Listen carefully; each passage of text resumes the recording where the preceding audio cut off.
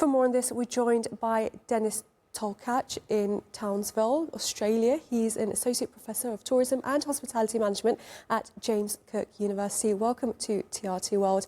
Now, with processing times expected to nearly double, can Europe's major airports actually handle the peak summer surge without a total logistical collapse?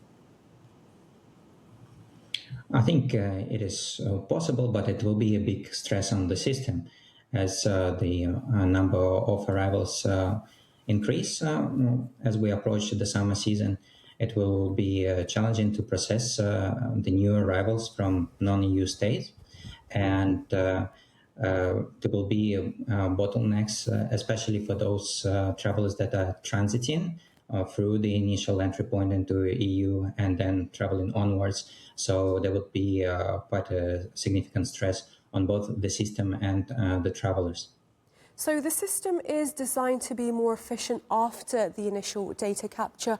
How many travel cycles will it take before we see the benefits of these automated e-gates? Well, it depends on the place of origin. So, for example, travelers from UK travel to continental Europe quite frequently, and it's the first time they arrive that their data needs to be registered. So for United Kingdom travelers, it might be much faster than for long-haul travelers that don't travel to Europe frequently, and so they may travel just once a year or maybe even less. So it's only on the second time that they arrive that they will see the benefits. So for visitors coming from Asia, for example, it may take a considerable amount of time, maybe 2-3 seasons, until we see the change, because it's usually different travelers that come to Europe every season. So it really depends by the origin of visitors.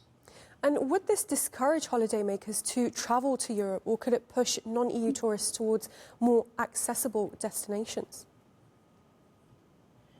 I think here we need to look at the length of stay and the purpose of travel. So if you are traveling to visit your friends or relatives, or if you are traveling for education purposes or for business, there is no other option. You will still travel to the destination.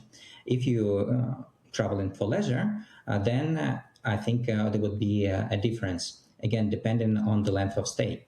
So if you are planning a short trip to Europe, maybe for a few days, a long weekend, or for 1 week, you may be discouraged from these new regulations, and you may choose to travel to a non-EU destination.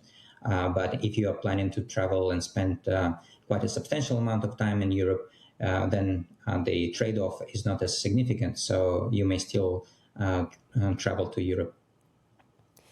And we'll leave it there for now. Denis Tolkach in Townsville, Australia, thank you very much for joining us.